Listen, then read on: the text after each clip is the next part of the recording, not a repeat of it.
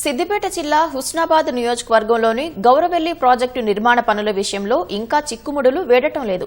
గతంలో ప్రతిపక్షంలో ఉన్నప్పుడు గౌరవెల్లి ప్రాజెక్టు నిర్వాసితుల ఆందోళనను మద్దతు పలికిన మంత్రి పొన్నం ప్రభాకర్ను తమ సమస్యలు పరిష్కరించాలంటూ బాధితులు కోరుతున్నారు. ప్రాజెక్టు సామర్థ్యం పెంచడంతో పెరిగిన నిర్వాసితుల సంఖ్య విషయంలో గత ప్రభుత్వం సరైన రీతిలో స్పందించలేదన్న మంత్రి కాల్వల నిర్మాణానికి శ్రీకారం చుడతామని, నిర్వాసితులతో చర్చిస్తామని స్పష్టం చేశారు. హుస్నాబాద్, స్టేషన్ ఖన్పూర్ నియోజకవర్గాల్లో బీడు భూములకు గోదావరి జలాల్ని తరలించి అక్కడి పంటల్ని సస్యశ్యామలం చెయ్యాలని గౌరవెల్లి ప్రాజెక్టును చేపట్టారు. 2007లో అప్పటి ముఖ్యమంత్రి వైఎస్ రాజశేఖర రెడ్డి శంకుస్థాపన చేసి పనులు ప్రారంభించారు. అయితే 2014లో బీఆర్ఎస్ ప్రభుత్వం ప్రాజెక్టు సామర్థ్యాన్ని 1.43 టీఎంసీల నుంచి 8.25 టీఎంసీలకు పెంచడంతో నిర్వాసితుల సంఖ్య పెరిగింది. ఈ క్రమంలో తమ సమస్యలు పరిష్కరించాలంటూ గుడాటిపల్లి వాసులు తీవ్రస్థాయిలో ఆందోళనకు దిగడంతో పోలీసులు బలవంతంగా పోలీస్ స్టేషన్లకు తరలించారు.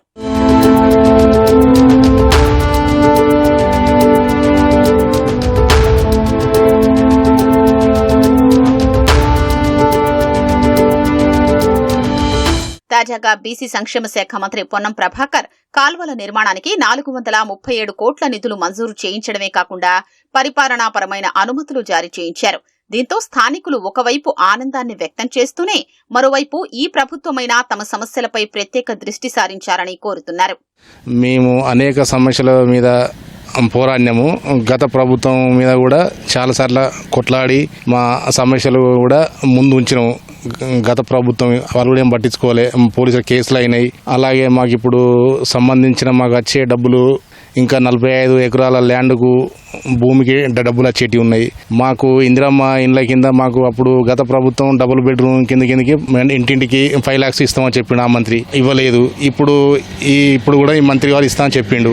దానికి అందరం కూడా మేము సానుకూలంగానే ఉన్నాం. కాబట్టి మొన్న 437 కోట్ల బడ్జెట్లు పెట్టినా కూడా లెఫ్ట్ రైట్ కెనాల్ వరకే వాటికే బడ్జెట్ కేటాయించడం జరిగింది. ఇంకా మాకు ఎలాంటి బడ్జెట్ కేటాయించలేదు. నాది సొంతంగా 10 ఎకరాల భూమి పోయింది. గత ప్రభుత్వం అప్పుడు కూడా నష్టపరిహారం కూడా కట్టించింది మాకు. అప్పుడు 6,95,000 నష్టపరిహారమే కట్టించింది. తర్వాత భూ వాల్యుయేషన్ బట్టి రేట్లు పెంచింది. ఆ ప్రభుత్వం పెంచినా కూడా మాకు నష్టమే జరిగింది. ఇప్పటికి కూడాను కొంతమందికి డబ్బులు రావాలి. 40 ఎకరాల భూమికి డబ్బులు రాలేదు. అది హైకోర్టు కేసులో ఉంది. ఇప్పటికే 2-3 సార్లు మంత్రి గారు కలిసినాం. మాకు కూడా సానుకూలంగానే స్పందించిండు. 2 లెఫ్ట్ కెనాల్, రైట్ కెనాల్ కింద ఒక కెనాల్ 1,20,000 ఎకరాలకు వారుతుంది. ఒక కెనాల్ 70,000 ఎకరాలు వారుతుంది. ఈ ప్రాజెక్టు పూర్తి అయితే కింది వాళ్లకు సాగునీరు, తాగునీరుకు సస్యశ్యామలం అవుతుంది. భూ నిర్వాసితులను కూడాను మా భూములు అవన్నీ త్యాగం చేసినాం కాబట్టి వాళ్ళకు కూడా లాభం జరగాలని కోరుకుంటున్నాం. గౌరవెల్లి ప్రాజెక్టు పూర్తయితే 1,06,000 ఎకరాలకు సాగునీరు అందనుంది. ఈ ప్రాజెక్టులో భాగంగా హుస్నాబాద్ నియోజకవర్గంలో 57,852 ఎకరాలు, స్టేషన్ ఖన్పూర్ నియోజకవర్గంలో 48,148 ఎకరాలకు సాగునీరు అందనుంది. ప్రాజెక్టు కుడి కాలువ ద్వారా 90,000 ఎకరాలు, ఎడమ కాలువ ద్వారా 16,000 ఎకరాలకు సాగునీరు అందనుంది. నిర్వాసితులకు రావాల్సిన పరిహారాల విషయంలో కావచ్చు, ప్రాజెక్టు సంబంధించిన అంశాల మీద కావచ్చు, 10 సంవత్సరాల కాలంలో వాళ్ళు చేసింది కూడా శూన్యం. ఎందుకంటే 2007లో ప్రాజెక్టు మొదలైంది. ఆ రోజున 1.5 టీఎంసీకి సంబంధించింది 1860 ఎకరాల భూసేకరణ జరిగితే వీళ్ళు 2014లో తెలంగాణ నిధులు నియామకాల కోసం తీసుకొచ్చిన ప్రభుత్వం అయితే గత పాలకులు ఉన్నారో నిర్లక్ష్యం వ్యవహరించి వాళ్ళు వచ్చిన తర్వాత ఈ ప్రాజెక్టు ఒక చిన్న కుంటలా ఉందని చెప్పేసి మళ్ళీ రీడిజైన్కి వెళ్ళి తోటపల్లి రద్దు చేసి గౌరెల్లి ప్రాజెక్టును మళ్ళీ 1960 ఎకరాలకు సంబంధించి రీడిజైన్ చేసి దాన్ని ఎత్తు పెంచడం జరిగింది. ఎత్తు వేస్తే దాదాపు 185 కుటుంబాలకు సంబంధించిన అంశం మీద మళ్ళీ నిర్వాసులు అయితే ఈ రోజు వరకు కూడా వాళ్ళ పూర్తి పరిహారం చెల్లించకపోయినారు. ఇప్పుడు కూడా ప్రాజెక్ట్ పూర్తి ఉంది, కానీ దానికి సంబంధించి కాలువలు అనేటువంటిది లేదు. ఇప్పుడు కూడా ప్రాజెక్ట్ పూర్తి ఉంది, కానీ దానికి సంబంధించి కాలువలు అనేటువంటిది లేదు. నేను రాగానే శాసనసభ్యుడై మంత్రి కాగానే అసలు గౌరవెల్లికి సంబంధించిన సమస్యను కంప్లీట్ గా నా ప్రథమ కోరిక, నేను దానికి సంబంధించి నేను ఈ ప్రాజెక్ట్ పూర్తి చేయాలని నా బాధ్యత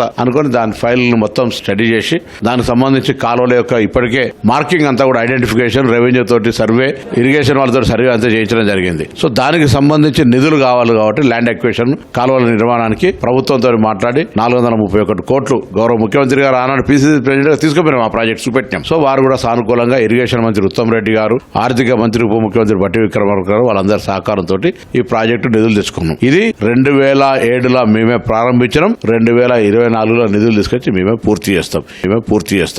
మెట్ట ప్రాంతాన్ని సస్యశ్యామలం చేయాలన్న ఉద్దేశంతో దాదాపు 17 ఏళ్ల క్రితం శంకుస్థాపన జరిగిన గౌరవెల్లి ప్రాజెక్టు నిర్మాణం తుది దశకు చేరుకుంది.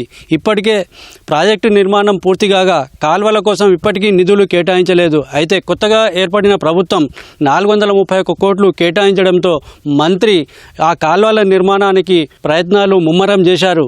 ఈ కాల్వల నిర్మాణం పూర్తయితే మాత్రం దాదాపు 17 ఏళ్ల కళ నెరవేరుతుందని ఈ ప్రాంత రైతులు అనుకుంటున్నారు. గౌరవెల్లి ప్రాజెక్టు నుంచి కెమెరామెన్ తిరుపతితో అలీముద్దీన్, ఈటీవీ న్యూస్.